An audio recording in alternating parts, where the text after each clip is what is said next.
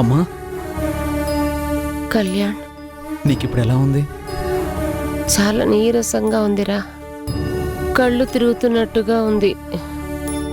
చాలా రక్తం పోయింది కదమ్మా, అలాగే ఉంటుంది. ఇంజెక్షన్ ఇచ్చాను కదా, తగ్గిపోతుంది, పూర్తిగా తగ్గిపోతుంది. నన్ను ఇక్కడికి ఎప్పుడు తీసుకొచ్చారు? భయంతో మీరు మెట్ల మీద నుంచి జారి పడిపోయినప్పుడు మేడం. నిన్నట్నుంచి డాక్టర్ గారు స్వప్న మీకోసం ఎంతగానో టెన్షన్ పడ్డారు. కళ్యాణ్, స్వప్న ఎదురా? ఇంతకుముందే సౌందర్య వచ్చి స్వప్న రానంటున్నా బలవంతంగా ఇంటికి తీసుకెళ్ళిందమ్మా. పాపం స్వప్న కంటి మీద కునికే లేకుండా రాత్రంతా జాగారం చేసింది. పిచ్చి పిల్ల, నేనంటే స్వప్నకి ఎంత అభిమానమో. అమ్మా, అసలు నిన్నేం జరిగింది? ఏమోరా, అదే నాకు కూడా అర్థం కావట్లేదు. మీరు పార్టీకని వెళ్ళగానే మేడ మీద ఏదో శబ్దం వినిపించింది.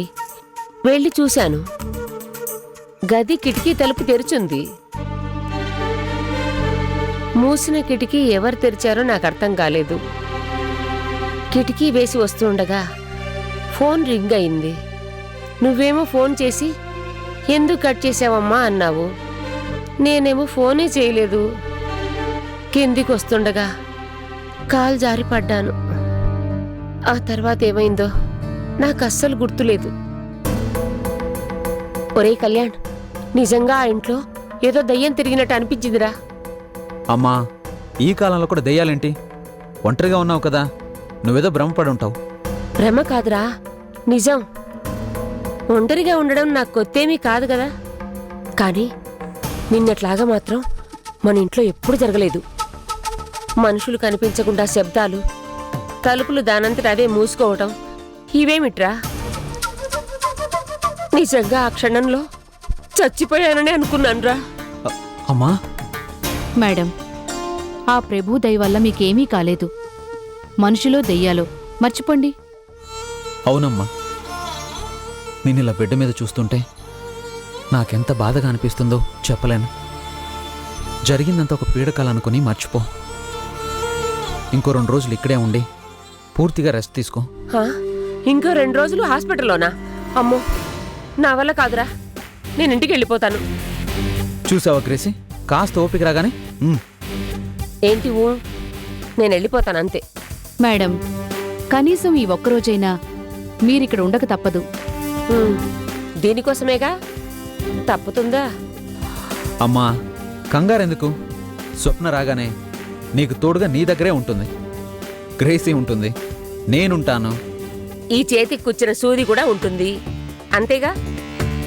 ఏరా, ఎంత డాక్టర్ అయితే మాత్రం నాకు భయమని తెలిసి కూడా నేను స్పృహలో లేకుండా ఉన్నప్పుడు ఈ సూదులు గుచ్చుతావా? నీతో మాట్లాడును పోరా. అమ్మా, మా అమ్మ చాలా మంచిదట, చెప్పిన మాట వింటుందట, అస్సలు అల్లరే చేయదట.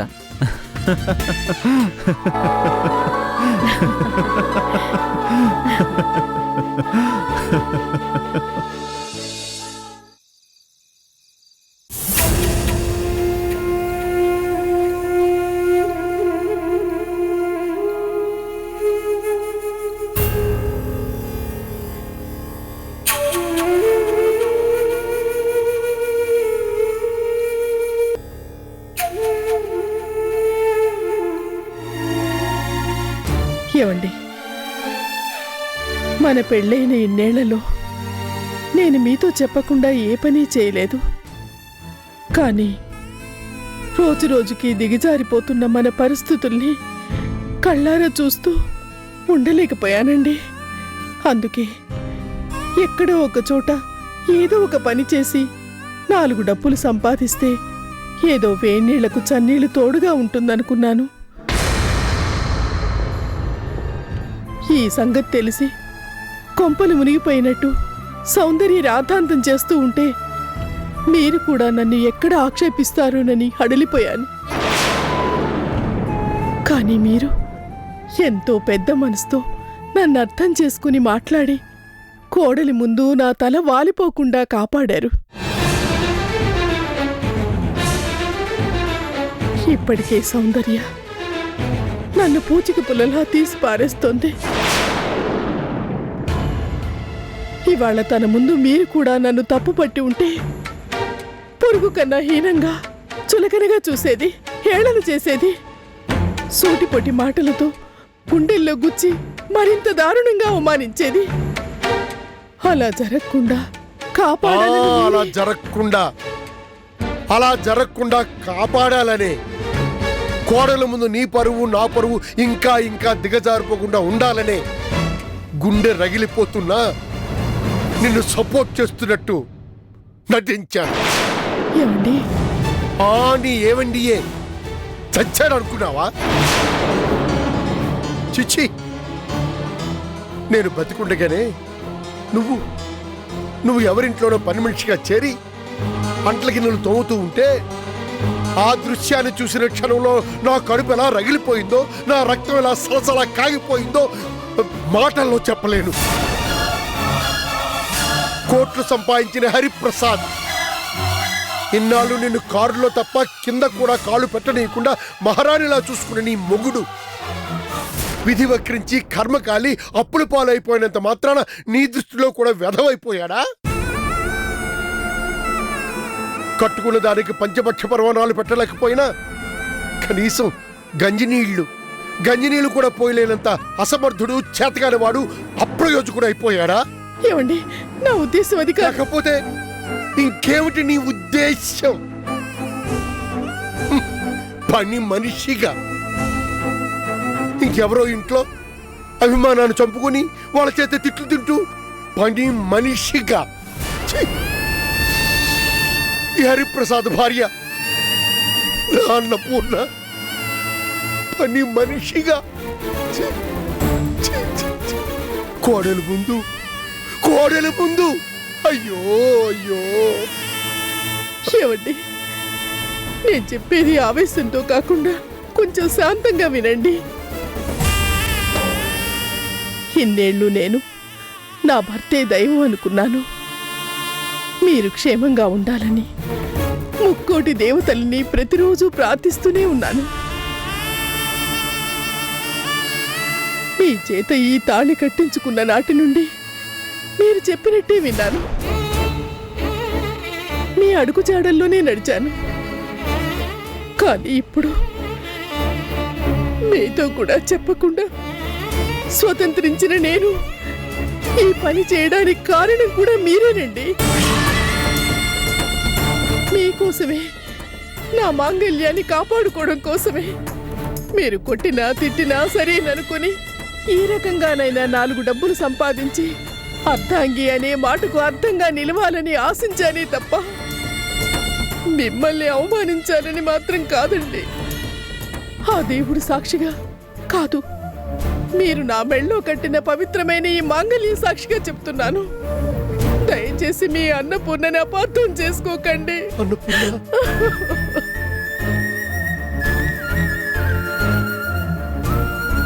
అన్నపూర్ణ,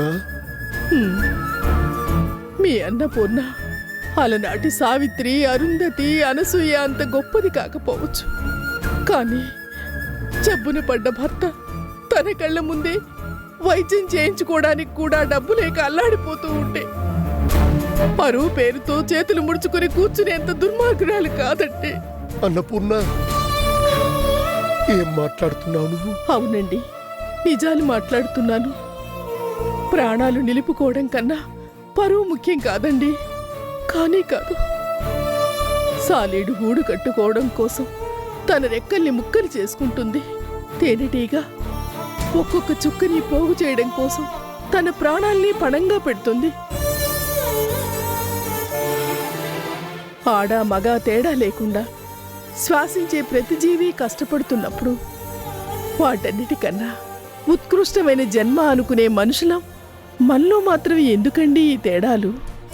అన్నపూర్ణ, మీరే చెప్పండి. ఈ కుడి చెయ్యే చాలు అనుకుంటే ఆ భగవంతుడు ఈ ఎడమ చెయ్యిని ఎందుకిచ్చాడు? ఇవి రెండూ పనిచేస్తేనేనండి మనిషి. ఆడ మగ కష్టపడితేనేనండి జీవితం. అంతేకాని పరువు ప్రతిష్ట అని కూర్చుంటే ఏ సమస్య తీరదండి. అన్నపూర్ణ, నువ్వేనా ఇలా మాట్లాడుతున్నది? నేనేనండి. కాలు కదపకుండా మహారాణిలాగా ఇన్నేళ్ళు మీరు కార్లలో తిప్పిన మీ అన్నపూర్ణనేనండి. రెక్కలు ముక్కలు చేసుకున్నా 4 డబ్బులు సంపాదించటంలో ఉన్న తృప్తిని, ఆనందాన్ని అనుభవంతో తెలుసుకున్నాను. కానీ వాళ్ళెవరో నిన్ను తిట్టారు. తప్పు చేసినందుకే తిట్టారు. ఆ తప్పు చేయకుండా ఉంటే ఏ తిట్లు ఉండవు. అందుకే దయచేసి నన్ను అర్థం చేసుకోండి. ఒంట్లో ఓపికన్నన్ని రోజులు నన్ను కష్టపడి పని చేయనివ్వండి. అన్నపూర్ణ, ఇన్నేళ్లు నువ్వు నా భార్యవే అనుకున్నాను. కానీ ఈవేళ నేను నీ భర్తనని చెప్పుకోవడానికి గర్వపడుతున్నాను. అన్నపూర్ణ, ఏమండి? గర్వపడుతున్నాను.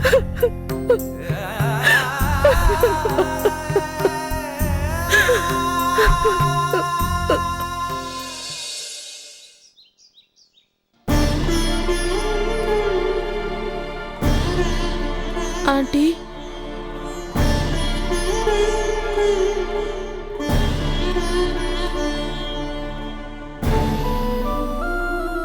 స్వప్న, పిచ్చి పిల్ల, కంగారు పడిపోయావట కదా. కంగారు కాక ఇంకేంటంటే రాత్రంతా మీరు స్వప్న, ఇప్పుడు నాకేం కాలేదు కదమ్మా. ఏమీ కాలేదట, ఏమీ కాలేదు.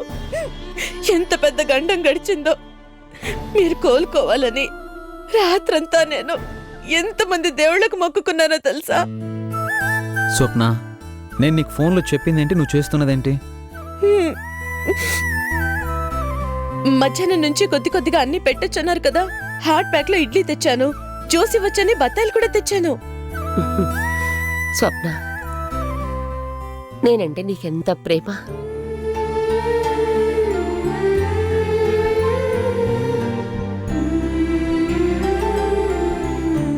గ్రేసీ, హ్మ్? ఇక సెలైన్ అవసరం లేదు, దీని తర్వాత తీసేసి. అలాగే డాక్టర్. టాబ్లెట్స్ని ప్రతి 2 గంటలకి కంటిన్యూ చేయండి. అలాగే. అవన్నీ నేను చూసుకుంటాను. ఇక మీరు వెళ్ళమన్నా ఇక్కడి నుంచి ఒక్క అంగుళం కూడా కదలను. గ్రేసీ, ఇక మనం ఎందుకు ఇక్కడ? పద. అమ్మా స్వప్న, మీ ఆంటీ దగ్గర నువ్వే ఉండు, నేనుండనులే. నేను ఫార్మసీ దగ్గర ఉంటాను, అవసరమైతే పిలు, సరేనా?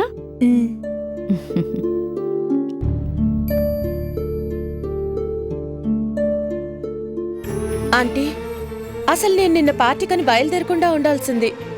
మిమ్మల్ని ఒంటరిగా వదిలిపెట్టి వెళ్ళినందుకే ఇలా జరిగింది. స్వప్న, నాకిప్పుడేమైందేనమ్మా? బాగానే ఉన్నాను కదా. ఇప్పుడు చూడు ఏం చేస్తాను. నువ్వు తెచ్చిన వేడివేడి ఇడ్లీలను ఆవురావురమంటూ తినేస్తాను.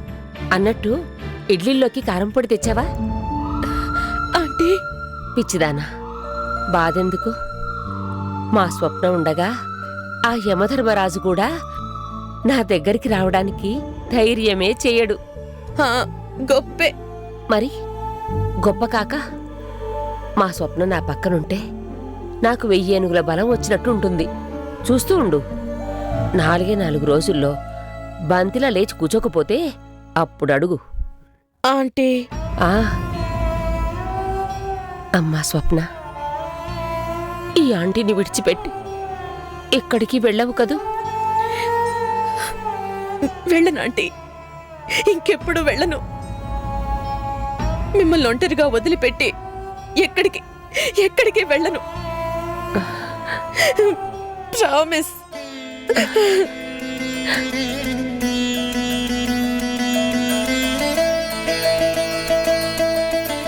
పెద్దాడా, నువ్వు చెప్పిందంతా విన్నాక ఆ డాక్టర్ కళ్యాణ్ తల్లి శారద ఎవరో కానీ ఆవిడ మీద జాలేస్తుందిరా. లేకపోతే ఇంట్లో ఏవో దయ్యాలున్నాయని భయపడ్డమేమిటి?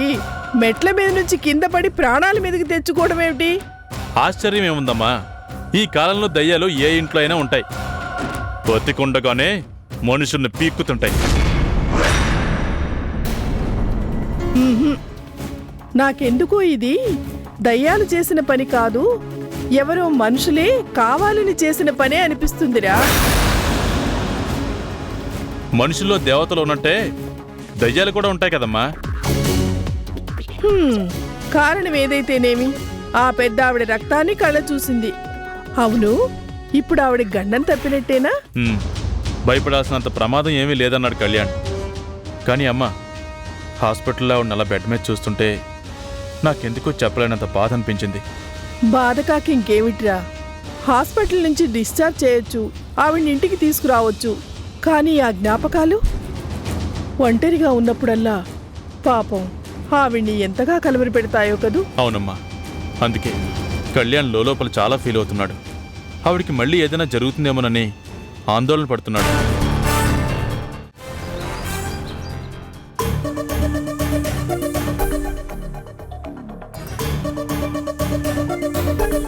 సౌందర్య, వచ్చినప్పటి నుంచి చూస్తున్నాను, అంత సీరియస్గా ఆలోచిస్తున్నావేంటి?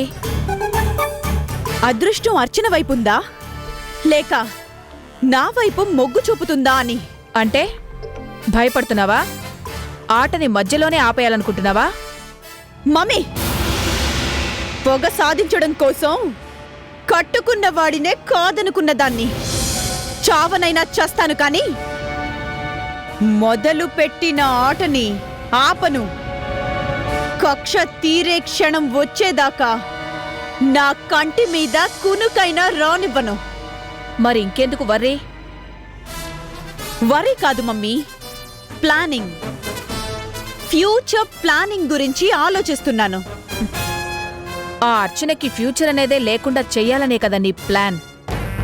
ఆ ప్లాన్కే అడుగడుగునా బ్రేక్స్ పడుతున్నాయి. బర్త్డే పార్టీ పేరుతో కళ్యాణ్ స్వప్నని రామ్కి ఇంట్రడ్యూస్ చేయకుండా ఆ శారదాంటిని భయపెట్టి ఎలాగో ఈసారికి ఆపగలిగాను. కానీ ప్రతిసారి వాళ్ళు ఏమేమనుకుంటున్నారో, ఎప్పుడెప్పుడు కలుసుకుంటారో ముందే తెలుసుకోవడం, తెలుసుకుని ఆపగలగడం ఇంపాసిబుల్. అందుకు కళ్యాణ్కి అర్చనకి వీలైనంత తొందరలో పెళ్లి జరిపించడమే మార్గం అని నువ్వే అన్నావుగా. అన్నాను, కానీ బుర్ర ఫ్రెష్గా ఉంటేనే కదా గురి తప్పని ఐడియాలు ఫ్లాష్ అయ్యేది. అంటే ఎవరు నిన్ను డిస్టర్బ్ చేస్తోంది? ఇంకెవరు ఉన్నారుగా ముసలాళ్ళు, నా అత్తామామలు. ఇన్నాళ్ళు నా కాలు కింద చెప్పుల్లాగా అణిగి మణిగి ఉన్నారు. నేనేం పెడితే అదే తిన్నారు. నేనెంత తిట్టినా నోళ్లు మూసుకొనున్నారు. కానీ ఇప్పుడు నడుము వంగిపోయే స్టేజ్లో కూడా వాళ్ళకి నిటారుగా నిలబడాలనే ఉంది. పని మనిషిగా చేరితే తప్పేంటి అని నాకు క్లాస్ పీకే దాకా వచ్చింది. వస్తే నీకేంటి నష్టం? మమ్మీ, అవునే, మీ అత్త తను పని మనిషిగా చేసే ఇంట్లో నిన్ను చూసినా కూడా తన కోడలు అని చెప్పుకోలేదు. ఎందుకు? పరువు. వాళ్ళ పరువు పోతుంది కాబట్టి. చిల్లర డబ్బులేగా, సంపాదిస్తే సంపాదించుకొని. సంపాదన అంటే డబ్బు కాదు, కాన్ఫిడెన్స్. అలాంటి కాన్ఫిడెన్స్ ఆ ముసలాళ్ళకొస్తే నా గుప్పెట్లోంచి జారిపోతారు. సౌందర్య, డబ్బు సంపాదించిన ప్రతి వాళ్ళకి కాన్ఫిడెన్స్ రాదు. ఎందుకో తెలుసా? జేబులు కొట్టేవాడికి దొరికిపోతానేమోనని భయం, తప్పుడు పని చేసేవాళ్ళకి బయట పడిపోతానేమోనని భయం. ఆ భయం వెంటాడుతున్నంత కాలం చేతిలో డబ్బున్నా బానిసల్లాగే బతుకుతారు. అందుకే టెన్షన్ పడకు. ఒక్క మాట చెప్తాను విను. టెన్షన్తో ఉన్నప్పుడు ఏ పని చెయ్యొద్దు. ఒక్కసారి పని మొదలు పెట్టాక టెన్షనే వద్దు. నువ్వు రైటే, నీ ప్లానింగు రైటే. కళ్యాణ్తో అర్చన పెళ్లిని జరిపించడం అనే టార్గెట్ని సాధించగలిగితే అది నా పెళ్ళామని ఆ కుంటాడు చెప్పలేడు, వాడే నా మొదటి మొగుడు అని ఆ పతివ్రత చెప్పలేదు. అంతేగా? అంతే.